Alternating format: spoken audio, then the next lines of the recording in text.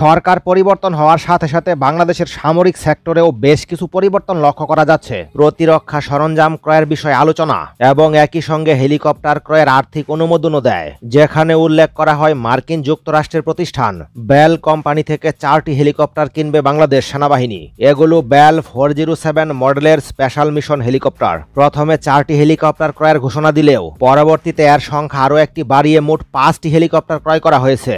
এখন প্রশ্ন হচ্ছে, এই হেলিকপ্টারগুলো সেনাবাহিনীর মিশনে কতটুকু কার্যকরী ভূমিকা পালন করবে? এই হেলিকপ্টার অপারেট করার জন্য একজন পাইলট যথেষ্ট, তবে একসঙ্গে স্পেশাল ফোর্সের 6 জন সৈনিক বহন করতে সক্ষম। ইঞ্জিন হিসেবে যুক্তরাষ্ট্রের তৈরি শক্তিশালী টার্বোশপ ইঞ্জিন ব্যবহার করা হয়েছে। ইঞ্জিনের ক্ষমতা ব্যাপক হওয়ার কারণে ঘন্টায় 260 কিলোমিটার বেগে ছুটতে পারে। একই সঙ্গে সর্বোচ্চ 19,000 ফিট উচ্চতায় উড্ডয়ন করতে সক্ষম, তবে এর রেঞ্জ সর্বোচ্চ 600 কিলোমিটার পর্যন্ত। সুতরাং পুরো বাংলাদেশের যে কোনো জায়গায় পৌঁছাতে পারবে। সবচেয়ে গুরুত্বপূর্ণ হচ্ছে এই হেলিকপ্টার গ্রহণযোগ্য এবং পরীক্ষিত, কারণ 1995 সাল থেকে এখনো পর্যন্ত সফলতার সঙ্গে সার্ভিস দিচ্ছে। এখানে উল্লেখ্য যে বেল কোম্পানির হেলিকপ্টার তৈরি করতে বেশি দিন সময় লাগে না, 1 বছরের মধ্যেই তারা ডেলিভারি দিয়ে থাকে। তবে এই সংখ্যা ক্রমান্বয়ে 2030 সাল পর্যন্ত 12টি অতিক্রম করবে। 2022 সালের আগস্ট মাসে আর্মি হেডকোয়ার্টার থেকে বিষয়টি নিশ্চিত করা হয়। বাংলাদেশ সেনাবাহিনী কি ধরনের হেলিকপ্টার ক্রয় করবে সে বিষয়ে টেন্ডার দেয়। সেনাবাহিনীর টেন্ডারে উল্লেখ করা হয় কতটা শক্তিশালী হবে মিডিয়াম লিফট হেলিকপ্টার। এক্ষেত্রে একাধিক শর্ত আরোপ করে দেয় বাংলাদেশ সেনাবাহিনী।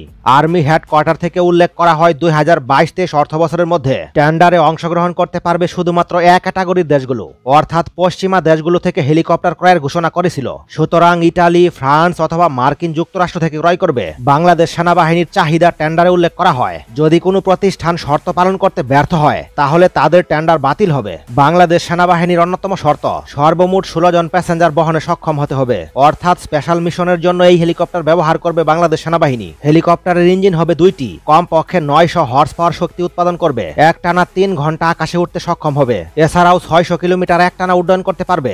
সেক্ষেত্রে বাংলাদেশের টেকনাফ থেকে তেতুলিয়া পর্যন্ত পৌঁছাতে পারবে। হেলিকপ্টারকে কমপক্ষে 1600 কেজি পর্যন্ত ওজন বহন করতে হবে। এছাড়াও ককপিট হতে হবে গ্লাস ককপিট, ফলে পাইলটের পক্ষে নিয়ন্ত্রণ করা সহজ হবে। হেলিকপ্টারটি পরিচালনায় কমপক্ষে 2 জন পাইলট প্রয়োজন। এছাড়াও সঙ্গে থাকবে অতিরিক্ত হার্ড পয়েন্ট। মূলত এই কারণে অ্যাটাক হেলিকপ্টারের ভূমিকা পালন করবে। স্পেশাল মিশনের জন্য এই ধরনের মাল্টিরোল হেলিকপ্টার সবচেয়ে বেশি গুরুত্বপূর্ণ।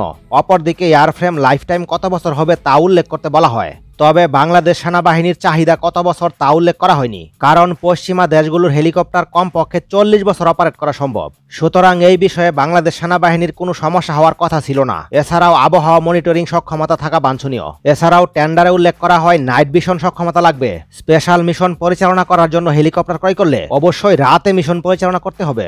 ইতালির অন্তত 2টি মিডিয়াম লিফট হেলিকপ্টার এই টেন্ডারে অংশগ্রহণ করেছিল। এক্ষেত্রে AW139 হেলিকপ্টার অন্যতম।